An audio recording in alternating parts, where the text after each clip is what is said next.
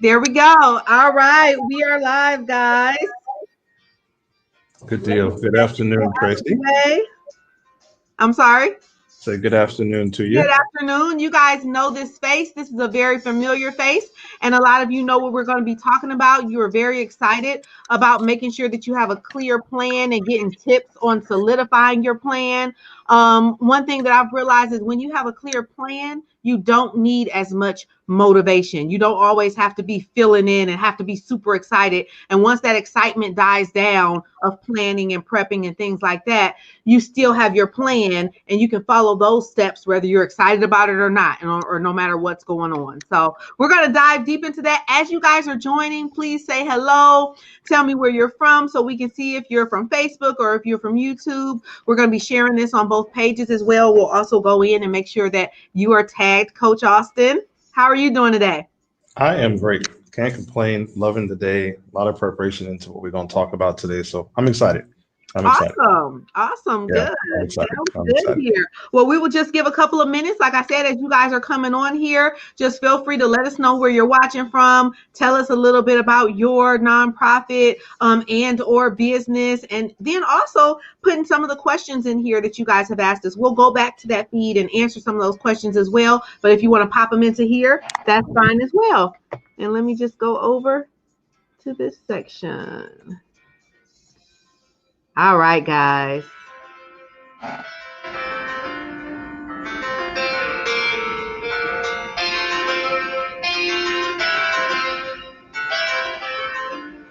And I'm just double checking. I don't see us here, so I'm going to give a shout out to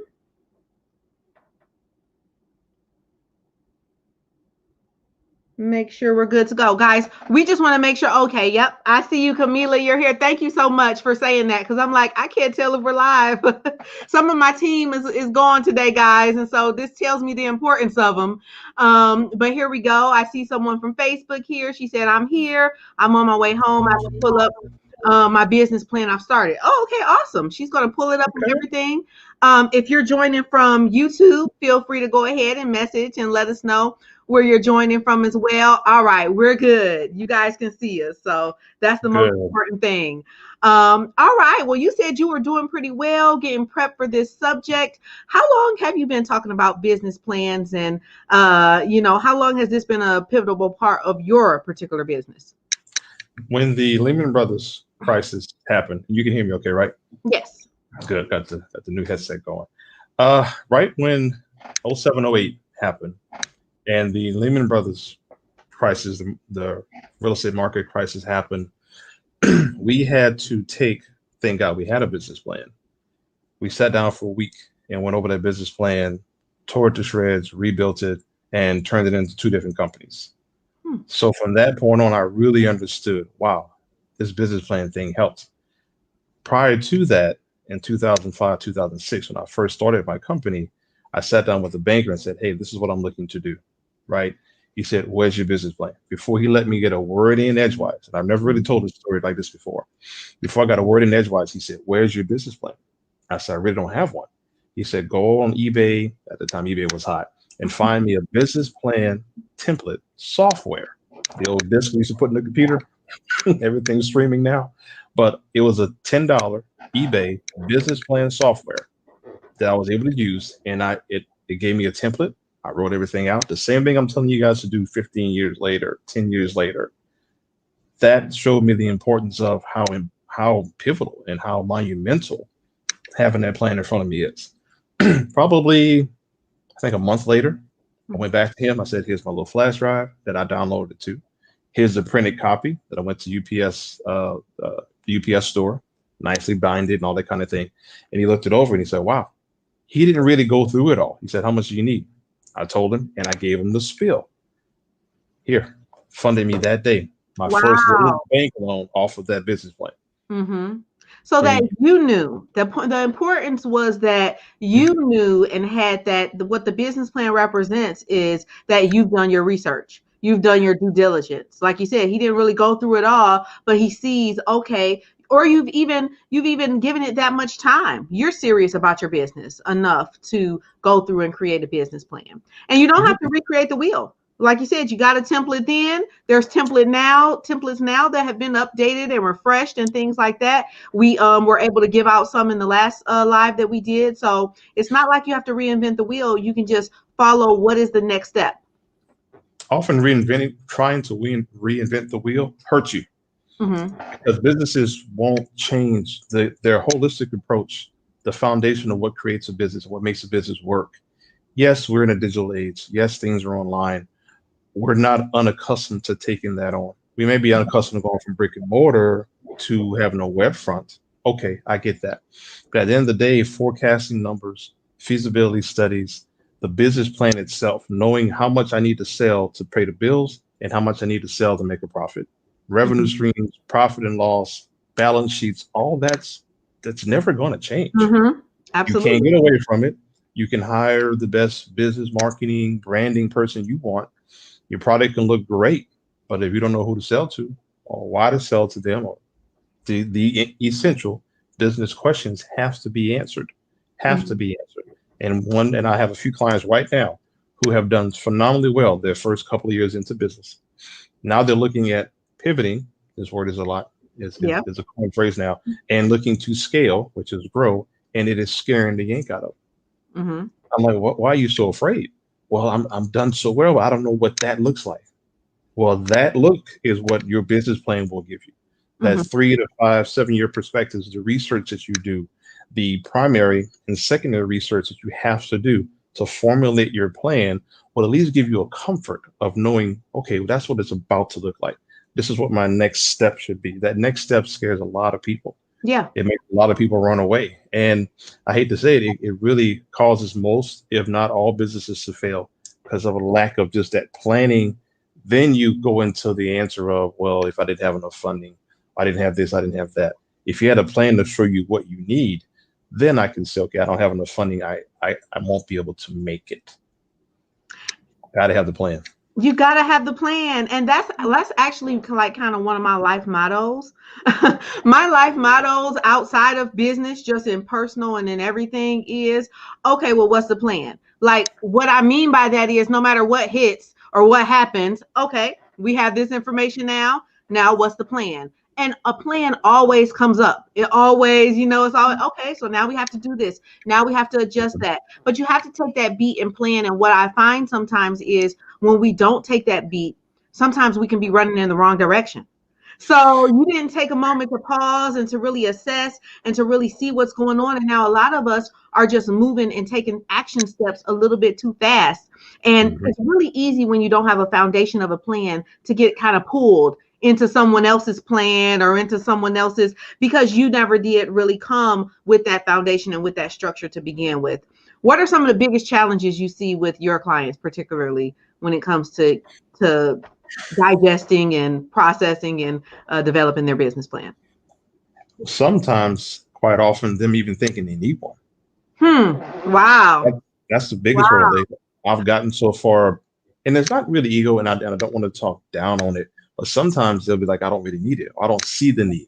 And then once I start asking them certain questions, right, they get to a point to where, oh my gosh, okay, how do I answer this? How do I answer that? I said, where's your business plan? Do you have one? Well, kind of, sort of, not really. And then that hurdle is overcome. Then we get into the hurdle of, and this is where I think a lot of people get it. Am I going fast enough? Am I missing out? If Mm-hmm. I take this time and take my time and do the research, I'm not making any sales. I'm not this, I'm not that. But who gave you that preconceived notion that you need to be where you think you need to be? Mm-hmm. That whole abyss. And now they're in this funk of, I don't know, coach, I don't know. I'm like, just relax. Then the life coach thing kicks in. Mm-hmm. So those two pieces are really the most difficult to get them from side hustle, what the world is calling entrepreneur, to a business mindset. Mm-hmm. That is the biggest. Man, get over here. Let me fix you a little bit. And then once they get there and they start seeing it, and I try to teach them, this is what business really looks like. Oh, and then some of the scariest parts for them is, can I really do it? Because I've Mm-hmm. never seen it like this before. It's like you peel the wool over their eyes. Like, okay, now let's go. Yeah. So those are the top three, if you will, that I've seen the most difficult to really get into people, because you can't force it. I can't hit him over the head. I can't get superly passionate, and you got to watch it. And a lot of times, like you said, from that solopreneur, entrepreneur to that business, sometimes it's about scaling and adding more people onto your team and getting your hands kind of out of everything. And all of those things can be a little scary. Camilla said, I'm sorry, I said your name wrong. Camilla said, it scares me a bit. Hold on a sec. There we go. It scares me, but I laugh in the face of fear. Ha ha ha. Yeah, in the business plan just scares her. And she talked a little bit about her mission here, which is about supporting victims of domestic violence and at-risk youth as well. So she's working on her business plan. I think she's at the beginning stages. I think you guys talked a little bit in the comments, and I'm actually going to go ahead and go over here and pull the comments up so we can answer some of those questions directly there. And I don't even look at what exactly does scare. Like, it scares me. What is the it? Right? We've got to start to really not glance over some of the minutia that may scare us or throw us off. But what is it that scares you? And when I say it scares me, what is it? And then if you say, what is it? I think my biggest struggle is the numbers and allocating the exact need expenses with no experience or knowledge. I just know what I want to do. Now, this is a huge thing that comes up quite often when it comes to nonprofits, because a lot of times they get into the nonprofit arena, and one of their heaviest things that they know they're going to be doing is fundraising. They may not have a whole lot of funds when they start off. So to look at these big numbers of how much maybe building a shelter or maybe, doing some big things in the community costs can almost be something like you're kind of running away from, because it's like, where's this money going to come from? But if you don't, I know one thing you always talk about is it's just numbers. So first start with just figuring out what those numbers are. And what I always like to do is when you can start from that big vision of whatever those numbers are, you can then start to look at little projects. And that's another thing you're going to be talking a little bit about today, while I pull up the rest of the questions here, is mini plans. But did you want to respond to that? The biggest struggle of the numbers, do you find that as well a common? Yeah, it is common. Yeah, it is. Unfortunately, this is how I would attack it. This is how I've attacked it. I'll give a scenario on how we went from, say, flipping houses, right? We had 12 houses under management, and say, for example, they were about average $250,000 to $300,000 a house. A nail is a nail, plywood is plywood, sheetrock is sheetrock, whatever it's going to cost me. When I walk through a house, for example, with a contractor, I'm looking at how much is this rehab going to cost me. I can't think is a lot, because if I've got the credit and the things you have to do to get the money, I've done the backing work, so now it's just the numbers. So when I talk to the banker or the investor or whomever is going to be putting money into my business, what number fits? Is this project too big? Well, hold on. I got to figure out what the number is anyway, because you never know what fits. Right. You never know. So we get oftentimes too afraid of just the unknown. So my advice to everyone would be, get the business plan template. It's going to sound redundant, but once you start hearing enough and then you hear the why behind what you do, get the business plan template, get the pro forma, the perspectives, and start at whatever you're afraid of when it comes to the numbers and that expense report, just fill it out. Don't worry about what the number is, just fill it out. Okay.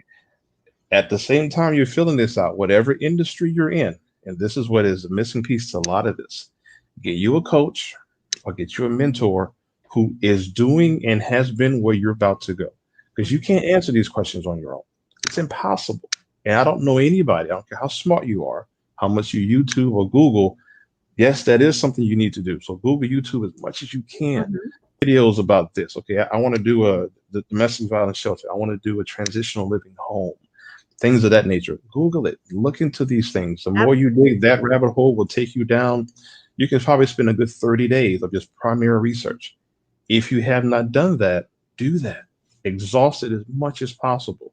Call some of these places who have what you're looking to build. Talk to the manager, talk to the secretary. Volunteer. You can volunteer in some type of way, so you can kind of get in those inner workings and see what goes on, and what's really even needed in the community right now, because you do want to make sure that whatever you're bringing is something that is solving a heavy problem, and then also something that you're passionate about, and your why is important. She said here, scared because she doesn't know what she's doing. So that's where that research comes into play, exactly what you said, looking Mhm. at, okay, so I don't know, I don't have a lot of information on this, let me continue. And on your downtime, I do this quite often on my downtime, even if I'm watching something entertaining, for an example, it may be something totally off subject about, I don't know, self-sufficiency or farming, anything like that. But if it's in Mhm. the way where someone talking to the camera like this, I Mhm. consider that looking at and studying what I do, because it's somebody else who's sitting there doing some of the things that I'm doing. So on your downtime, see if you can find some other people in your area, some pages, some YouTube pages, something like that, that have some of the things you already have. And once you start to get that information, you feel more confident in knowing what you're doing. And like you said, if you can align with a coach, that's even better, because they're able to guide you and kind of see what's going on and things like that. She said, Mhm. I definitely need a mentor. So that's good. That's definitely a good spot to be in, to know that that's something that's needed.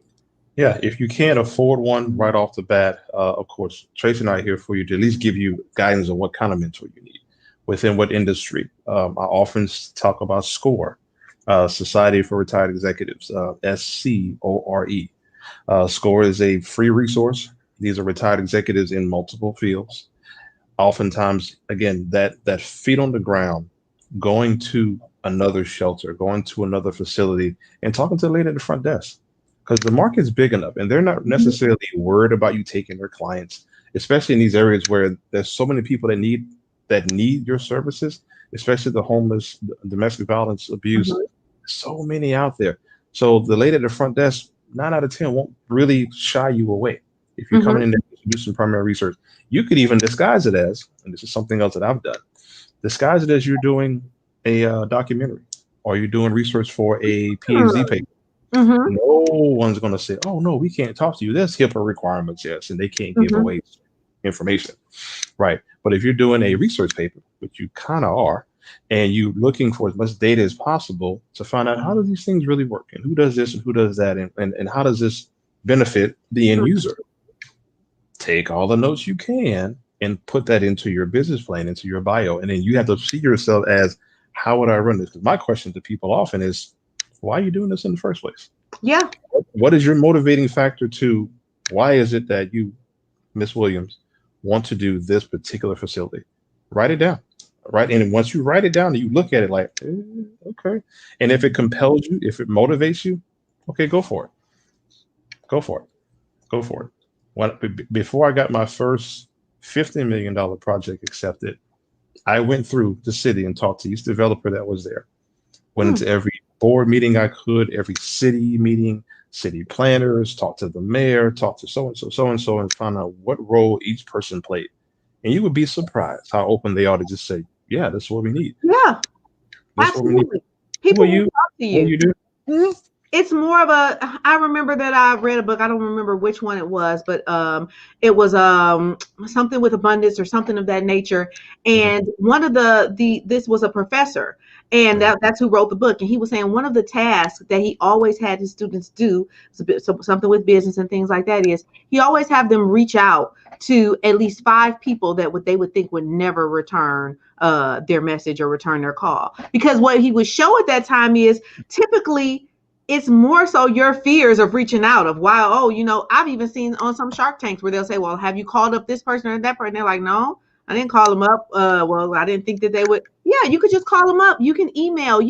That's the great right, thing about the day and age we are in now, is that you can research and find out and get someone's information, their social media information and things like that, to be able to connect and create win-wins a lot easier than in the past. So utilize all those right. tools.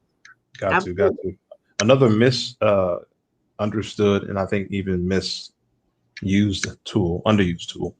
If you are Latina, if you are African American, Aboriginal, the Chamber of Commerce Mm-hmm. is an underutilized tool. My gosh, the Latino Chamber of Commerce, Black Chamber of Commerce, this chamber is always a chamber for something. Find that Chamber of Commerce in your area and just give them a holler. Just give them a Mm-hmm. call. They want membership dues and fees and this and that. They're there to help do this for the community. It's all kind of political. Let's just be real. but at the end of the day, it's a resource You're that creating you can win-win. tap into. Oh gosh, yeah, Absolutely. You're creating yeah, win-wins. You're connecting with yeah. other businesses. Don't be Mhm. scared to connect with other nonprofits, other businesses, other allies, other people in your area. Sometimes people identify everyone as some type of competition, but that's not necessarily the case. A lot of times connecting, you guys can find projects that you may be able to do together or create some win-wins for each other. And sometimes when you're joint together and when you have joint processes, when it comes to the nonprofit world, funding is a lot easier when you have a True. partnership. It's like, Very oh, true. okay, wow. First of all, they can maintain some partnerships. Well, that's a thumbs up in personal or in nonprofit this day and age, So, all right, Exactly. have some partnerships. That's great. So that means they have more of a team and we feel more confident in utilizing their services. So building those partnerships is really important as well. And sometimes just that mentorship partnership of, you know what, this is what I want to do someday. You might even find when you start working with another organization, and guys, I think sometimes it's just fear of what you'll find, because you might even find that, you know what, I would rather partner with them, or they're doing this program a lot better than mine, or okay, I see this hole now I want to adjust my plan a little bit because I see what they're doing and what's not working, and let me see how I can adjust it. So there's a lot of things you may find from that, but it's just one of those steps that you just really have to take, that research step you And you know never know who's watching, who's listening. hmm What catapulted us from rehab flips when the market fell to becoming a major player in the green commercial space was one guy listening to us.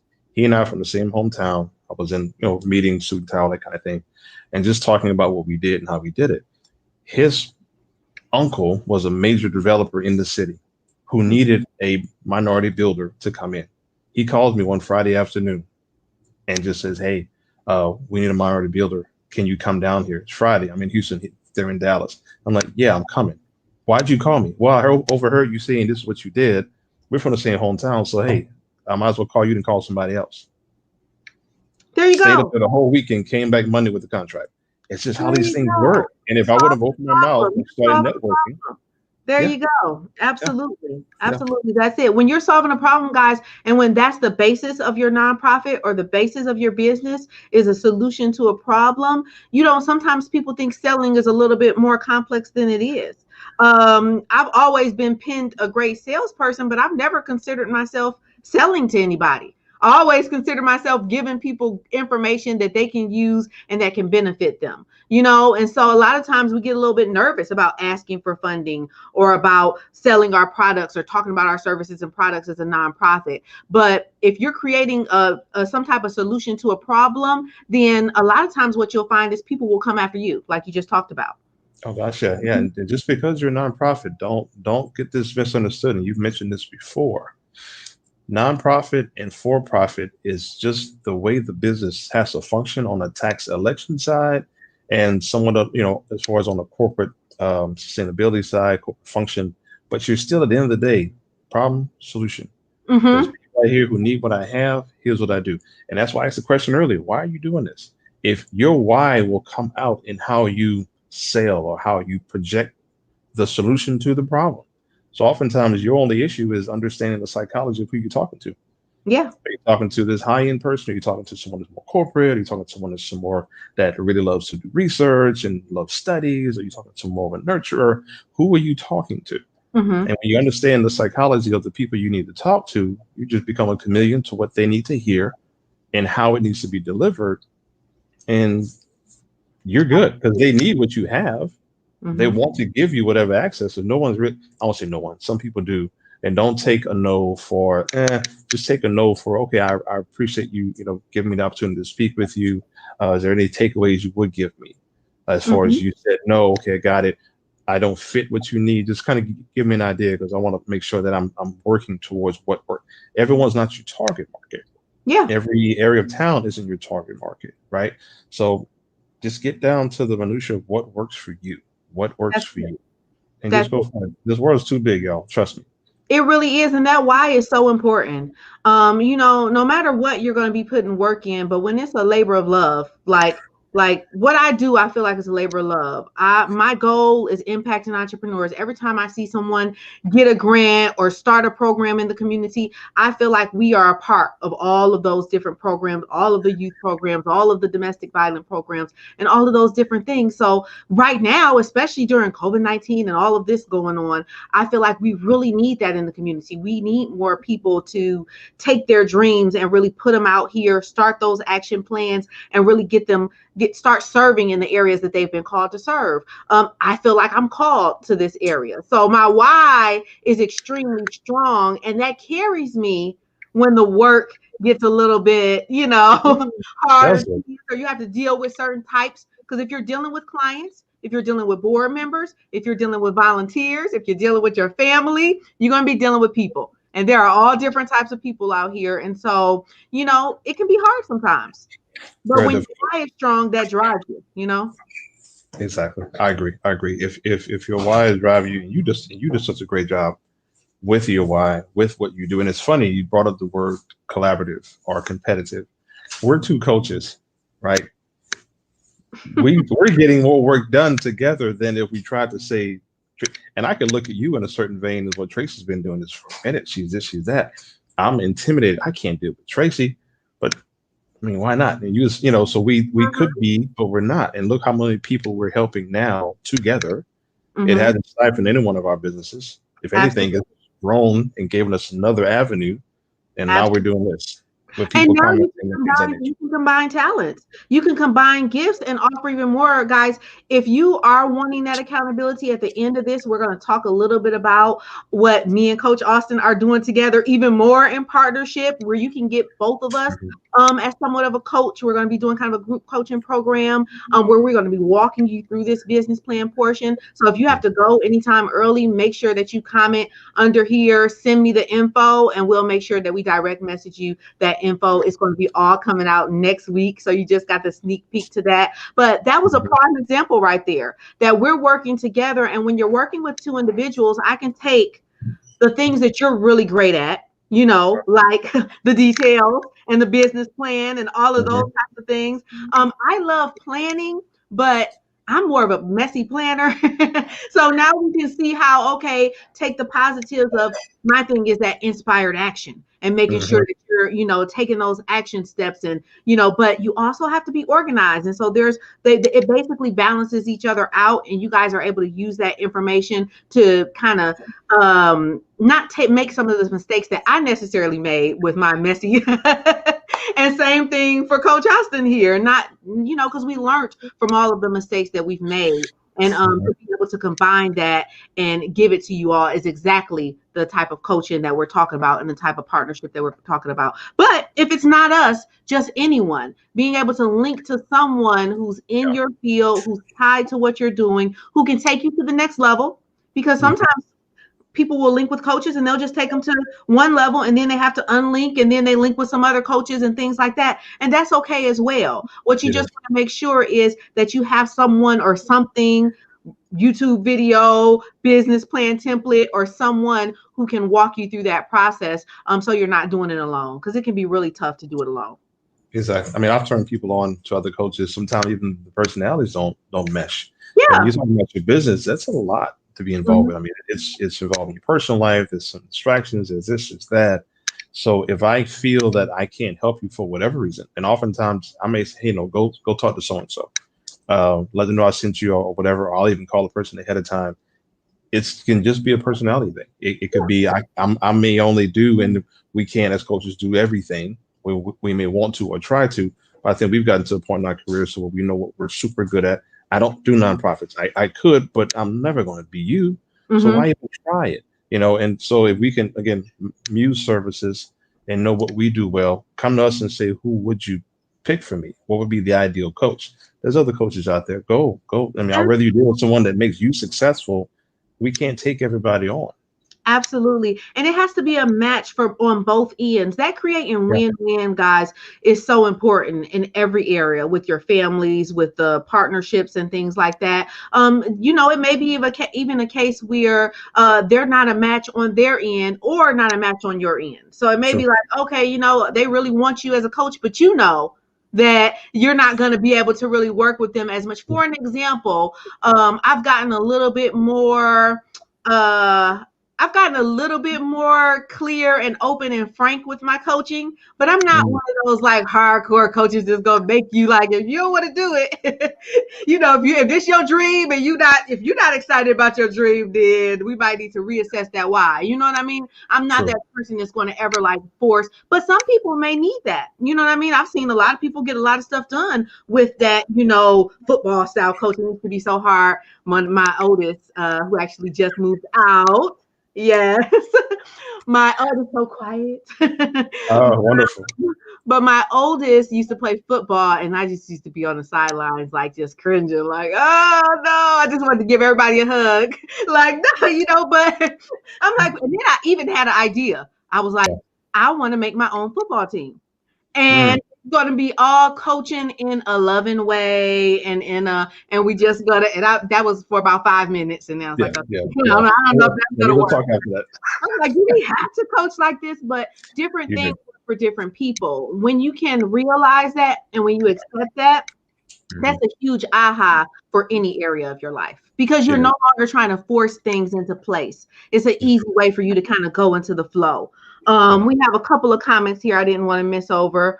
Yep, I love that. Do my own research. That's Camilla. She's getting a lot of this. We're going to make sure we send you over the information as well, Camilla. I'm attracted to people who has similar visions and goals. Absolutely. So that's a great thing. Being at the fact that you're attracted to people who have similar visions and goals, that means that you also have an opportunity to collaborate, right? Exactly. So collaboration is so important. So vitally important. I want to pull up one of the questions that we had gotten earlier. Okay. Someone had said something about they were struggling with a few things. Let's see here real quick. All right. So struggling with the business plan. Someone made a comment earlier about, let's see. I wish I should have asked specifically what they were struggling with. So if we go off of, I remember what it was. Okay. So they're struggling with the plan itself. Oftentimes, the part that they're struggling with, they're afraid to even say, I don't know this. I don't know that. To even go find a mentor. So it's oftentimes, this is when, I don't know how to get over it, because everybody's personality is so different. How do you go from, I'm too scared to ask, to, if you don't ask, you can spend too much money in the wrong direction. You can waste a lot of time, and you already have emotions at a certain height. You could demoralize yourself and not even know it. Yeah. So it's one of those things to where I don't know what personality type whomever would be in that case. The biggest thing I would say is try to find whatever avenue you can. If it's church, if it's whomever, if it's a neighbor that you know, the CEO or manager somewhere, whatever, I'll say this, and this might be the easiest. Go to a university and look who runs the business department. Business professor, something of that nature, and just go in and ask them a question. That would be the easiest, because I'm getting that kind of a fear. It's starting to pop up now. I guess like the more you dive into the business plan, go to even a community college. If you're too afraid of the 4-year school, if it looks too big or whatever, no issue. Okay, because the goal of these calls is to get to the answer and go spearhead, get the fear out of the way. Go to a community college even, and see who runs whatever business class, business program, whatever. And just go in, knock on the door. Hey, I got a question. About to start a business. I don't know who to go to. I have this question. Can you help me? And if they have an attitude or whatever, okay, I'm sorry, fine. Go talk to the secretary of the business department. Ask her.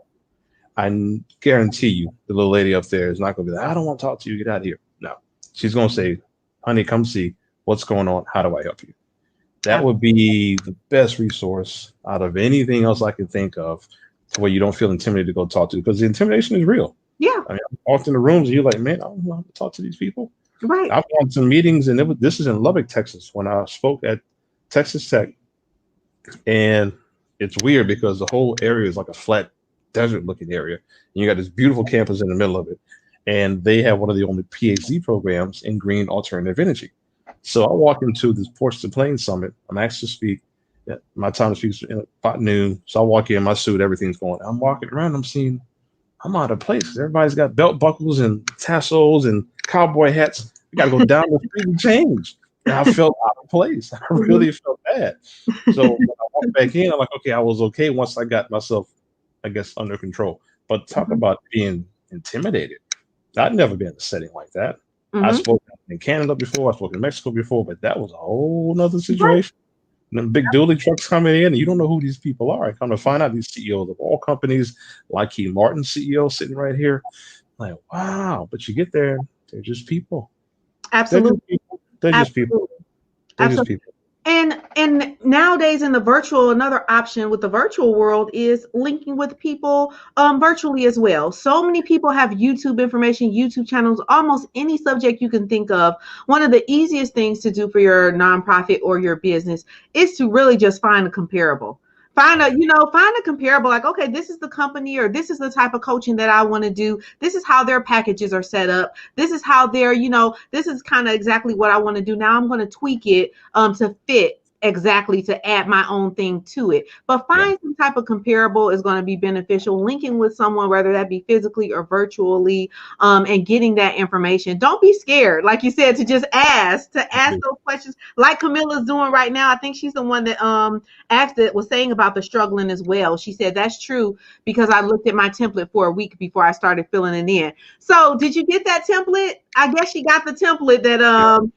It's good. that's where the information that we're talking about, that accountability is going to come in, guys. We're going to be Mhm. sending all that information out to you all this week. That's where it all comes in, because sometimes it's just even getting the information when you're trying to do it alone, it can be difficult. What is the easiest way to break it up and to really just get started? This is where the time comes in. Mm-hmm. I'll be honest. I was on live on Instagram earlier talking about mindset. And it's funny she brought up that it took her a week to even get into it. That's normal, and that should be the norm. You Hmm. don't have to open it up and jump right into it. Hmm. When I do business plan / life planning for someone, I'll tell you to get your calendar. Everybody take notes on this part, because this is how you can mentally walk yourself into successfully filling it out. So we're looking at Wednesday this week. So let's just imagine you just opened it today. Look at it. Just look it over, maybe one section at a time, one per night. You got 7 days in a week. So break it up into 7 parts. This time next week, you want to just have looked it over. Don't stress about trying to fill it out. Don't do any research. Just look it over. Take a whole week, but break the whole thing down. So when you go back at it again, now you're familiar with it. It's not as intimidating. Okay, cool. And then you take those same sections and cut those in half, Mm-hmm. right? So now you've got almost 2 weeks of work. You can cut it into fours and have 30 days of work. I would rather you do that. Mm-hmm. Break it down into a section per week. Google research, this research, that research, and try to answer as much of it as you can on your own, just to deplete your brain of everything that you know or have been, I guess, been familiar with or just have taken in over time. Okay. Once you filled out your portion, then go back full tilt and go into the YouTubes and the Googles of the world, things of that nature, and see as much as you can on your own. Now you can really ask yourself at that point, it might be 4 months into it, do I really want to do this? Mm-hmm. I've exhausted myself. Now, who can I talk to? Because I've got to go talk to somebody. I've got to get this out of here. Do I really want to do it? And if the answer is yes, then okay, go back to what we said earlier as far as who you need to network with, but you at least got to start. And I guarantee you, you'll feel more comfortable going to somebody with something in writing, with a start. Like, look, I put some work into this thing. I need some help. Mm-hmm. Instead of, I don't really have anything to go off of. And you don't want your elevator pitch to be, I'm not sure. Well, no, no, no. So start looking at your elevator pitches on YouTube. That's another thing you want to add. Point number 2. Look at how people are. Shucks, forget all that. Go to Shark Tank. Go Oh, to Shark Tank on I YouTube love and Shark Tank. listen to how they're giving it, because they're asking the right questions, Mm-hmm. and they're asking what you may want to call bank ready questions. So everything that they're asking them, pause, take note, and simulate that into what you're doing. It's okay. Well, how can I, if they ask me that question, if that was me, how would I answer that question? Mm-hmm. And say they're the banker or the board of directors member or the CEO of whatever vendor you could be working with. If That's they it. ask me that question, how can I answer it? How would I answer it?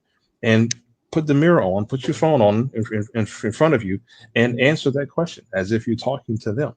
It may sound kind of weird, y'all, and I don't know if you get taught this every day. I don't hear that people are, but this is how you prepare yourself That's to it. ultimately have a finished bank ready business plan and to be able to present it to someone and say, hey, this is my business, this is what I need. Or we just finished with those SBA loans. If a lot of us had grant writers who you got to talk to, CPAs you got to talk to, they don't know what your business is. So you've got Mhm. to tell them too. If you're building a team, now we're getting into the meat of it. If you're building a team and you've gone through the entire business plan, you've gone to a mentor, you've gotten everything filled out, you've done and touched everything in your business. Now you know who to hire. Okay, I Yeah, can't do this. Let me call the CPA. I need to call Tracy. I need this. I need that. I need a board of directors that'll do this, that'll do that, and slowly start to unpeel yourself and delegate. that's But it. you can't do none of that until you touched it yourself. So that would Absolutely. be my advice. Honestly, that would Absolutely. be my advice. I absolutely love that. And what I hear is like a pace. And I know I've heard you say this before, like for people who are starting something and they have a full-time job or a full-time something that they're doing and they're starting on the side, you talk about keep it while you do your planning and while you do your one of the big mistakes I see is a lot of times people their pace is this they want to move faster than they really are prepared to receive. Or then they're really prepared to, and then they get a little frustrated because they've set these unrealistic goals and they're trying to move at a pace that is not a natural pace, you know? And so to put yourself in a position financially, whatever that looks like, I am a firm believer in minimizing if you have to minimize in order to build something for your family, build something for the future, because sometimes it's not even necessarily about making more, it's about looking at where you're bleeding and what's going out. You know what I mean? And so minimizing things so that you can really work on this at a pace that Coach Austin is talking about and connect it to your why. Because if your why is connected to, oh, I got to make something right now because I'm in this situation and I want to hurry up and and I'm going to hurry up and move over here, hurry up and get rid of this, then the energy is never going to be flowing right and it's never going to be authentic because Mhm. you're doing it kind of for the wrong reasons. You know, True. those financial pressures will completely almost toxify the mission and the purpose and the steps if you're feeling that pressure financially. So being in a position where you can do this at that proper pace, not too slow. Exactly. Oh no, no, no. You want to have a proper pace, but if you gotta, yeah, if you got a 9 to 5, keep it. Mhm. There's no need to rush. I mean, be careful. Be careful looking at Instagram. And I think someone made a comment earlier about the Instagram groups and the Facebook groups are really good groups to network in, and they are. They're fantastic groups. So I use them. Um, but be careful trying to emulate people that are on Instagram saying that I made $30,000 in 30 days. Mhm. I did this and I did that. Some people can, some people have. I've seen it. You know, they'll show you their PayPal receipts and I made this, I made this, I made that. Okay, that's great. But does what that person's doing match where you are and what you're trying to do? Mm. And if it's not the same thing, then don't go that route. There's some people that have been selling their services and they do get receipts and they get testimonials of people that they've helped. Okay, if you see that much of a growth with that person, then you need to follow them, pay their service, and make sure you're part of their testimonial group. I would say get a reference list of people that they've helped in the past 30 days, and then go back a year and a half or a year. Who have you worked with over the last 12 months? Who's Mhm. still with you and is still successful as these most recent receipts? Do what any other company would do. Do your due diligence with that person to see if things really are what they are. And if they are, okay, follow it. But again, is that person's business the same as yours? If it's not, be careful because now you're setting yourself up for a total failure. Or why can't I make that kind of money? Why can't I do this? Why can't I do that? Don't do that. Don't do that. You're unraveling everything that we just trying to teach you for the last couple of months. Mhm. Take your time and do what you do. Follow someone that's in your business and emulate them. So if I'm telling t-shirts, I want to find the guy whose shirt I'm wearing now. How many shirts are you selling? How are you selling it? How are you branding? How are you marketing? How's this? How's that? Peel that person's mind totally open and see, okay, if he's doing it or she's doing it, and this is what I'm into right now. Okay, cool, cool, cool. Great. Just like if I'm gonna be a school for a nurse, they let the new nurses sit with the more seasoned nurses and they run them through a probationary period. They introduce them to the floor and how to administer meds and this, that, and the other. It's nothing any different than any other place of business, y'all. Don't make this any more difficult or more unicorn-like than it has to be. Trust It the is process. what it is. That's what I'm hearing. You have to trust the process in life. You have to trust that flow and trust with the knowledge that you have, as opposed to focusing on how can you build income faster. If you focus on how can I increase my knowledge bank, what are some things that I need to learn? How can I focus on development so that as these things gather and as I learn this and learn that, you're naturally going to increase what you can bring in and what your value is and what your worth is, because you're getting all of that information. So when you focus in that area, it makes the process a lot easier. I think about sometimes, of course, in this whole household, a lot of times we're all trying to find a way to maybe drop a couple of pounds or tighten up and, really just get our shape together and everything. Growing up with all sisters, that's always been just a part of life. And so one thing I've always found was interesting is a lot of times I will watch different people around me and they would jump on the scale. And like so many times, I'm like, just really, as soon as you start, you went to the gym first time, you jump on the scale, this is your first day, or you did a little bit over here, or maybe even you didn't do nothing, but you jumping on the scale. You know what I mean? I see a lot of people that do that often. And it's like, that's a prime example. You're more focused on the actual results of something than the something that's going to give the results.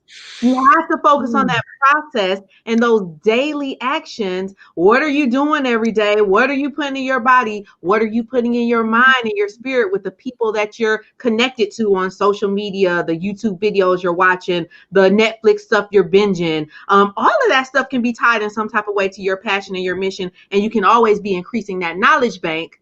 But now that's the hard work.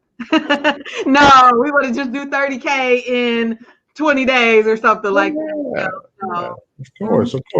You have to look at it to where, again, it's putting the business hat on. Do you want to have a sustainable business that lasts 10, 15 years like ours, right? We can say that. And there's a certain glory and just a joy to say I've been around that long. But there is a certain amount of work that goes into it. There's a different mindset of diligence and work that goes on with that. I'm okay with the way my life works. I can turn on and turn it off. And right now, scaling and pivoting into a certain arena, I'm fine with that. I really am. If you want to have a business that's $100,000 a year business or a $500,000 a year business, you need to have enough knowledge for a $500,000 a year business. That's it. So you can't have 30 days of knowledge and just all of a sudden, I really don't know how they're making that kind of money outside of just selling a bunch of courses to people that need them. And they sound really needy right now, because I've noticed some of them, they've exhausted the sales and now they're pivoting into, we need to take our time and really teach you how this works. Okay, gotcha. Whatever. So again, it's fancy now. It's cute now. It may get you a lot of likes and a lot of this and a lot of that. You can pull up in the fancy car, whatever. Does it make you sustainable, cyclical year after year after year? Can you file taxes and show that I'm at year 1, year 3, and year 5? Does your business plan show the growth?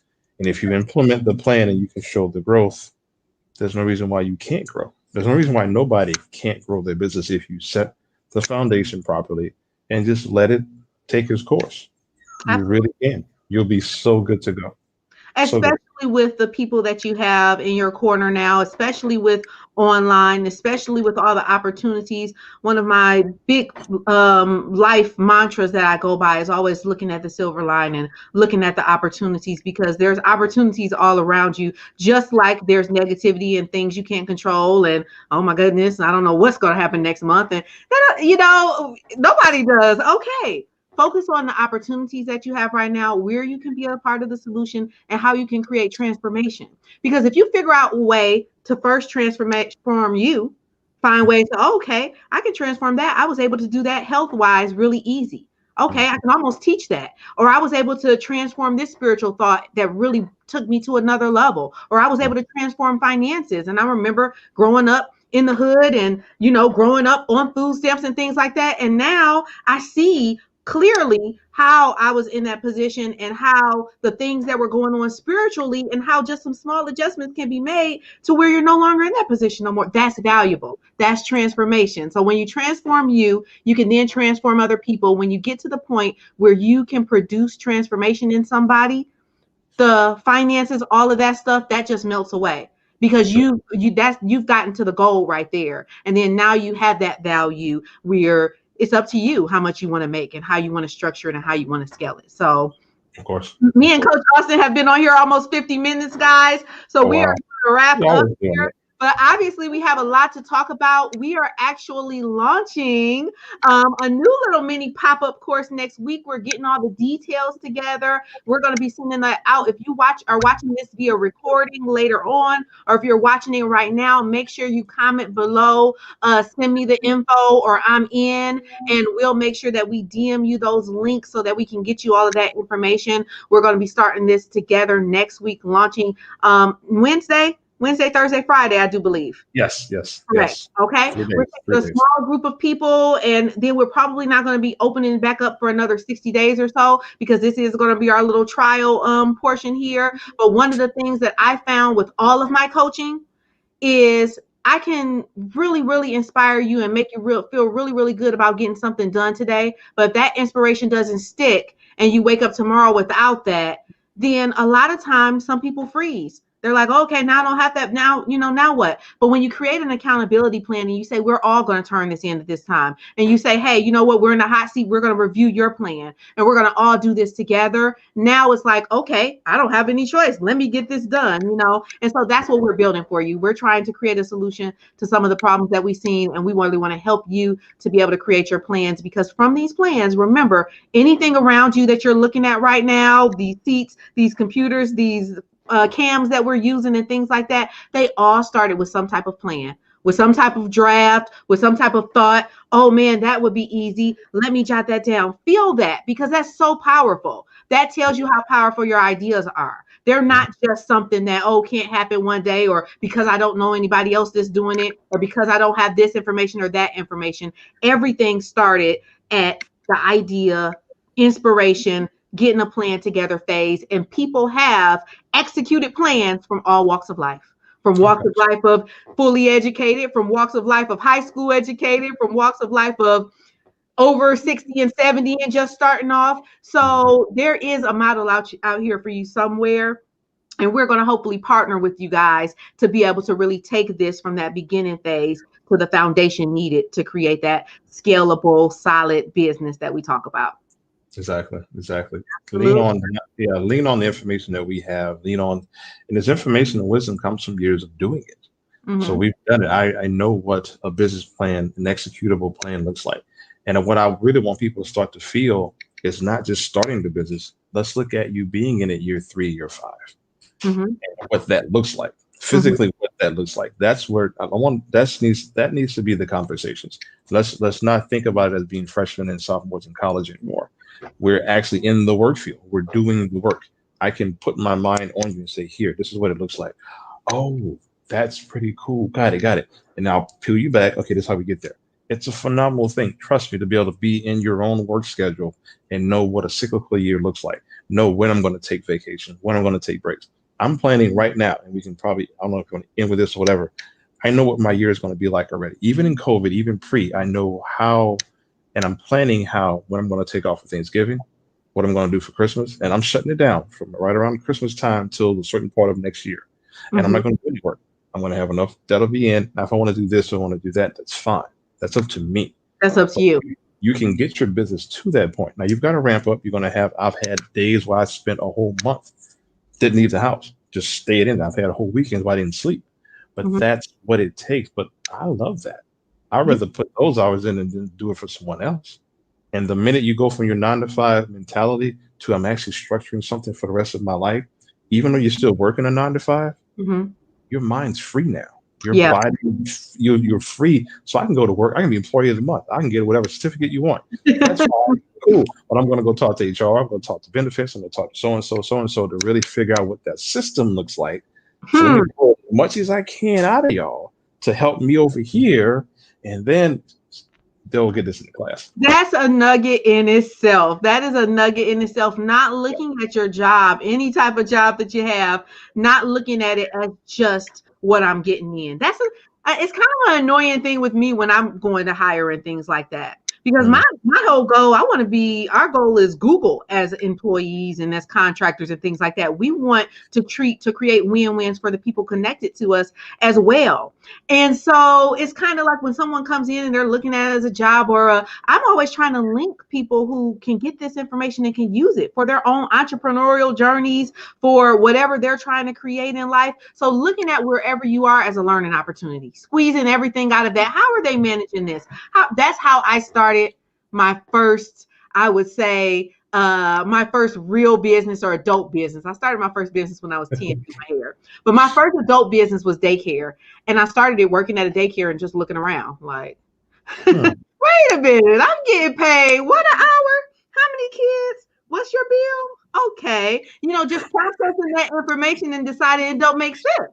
You know what I mean? Exactly. And then that's how if you start to just observe, guys, that's a feat in itself. We're going to let you go. We know we've been on for some time. She said, facts. You did it, Queen.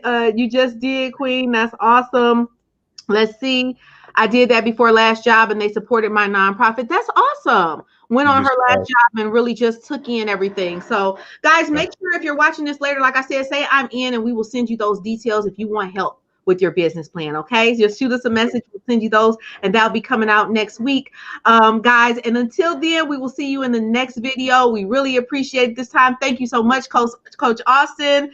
We always get tons of nuggets through these times, and we will see you guys in the next video. Remember, from then until now, make sure you're creating win-wins and you're finding ways to be a part of the solution, finding ways to be a part of the transformation, transforming you, then transforming those around you, guys. And if you start with that foundation, everything else will fall into place. All right, I'll see you in the next video. And we are off, I do believe. Let me just double check. Without my team in this squeaky chair. I know, right? It says it's still live. We might be doing an impromptu. It still says live. It still says it here too. It must be taking them off. We're giving the folks a little extra. Guys, my team isn't here, so I'm so sorry. Hold on just a second. Let's see if I can figure it out. Let's end it twice and see if that